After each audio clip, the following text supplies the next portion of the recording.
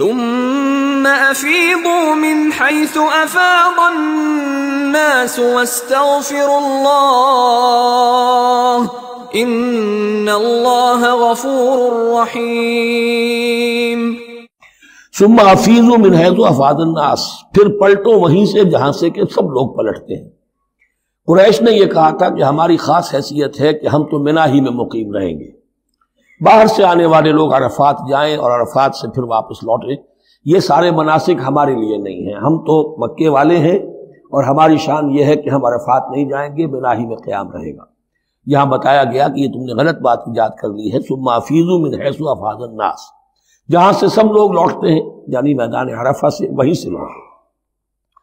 واستغفر اللہ، اللہ سے استغفار کرتے رہو، ان اللہ غفور رحیم، یقینا اللہ بخشنے والا رحم فرمانے والا ہے۔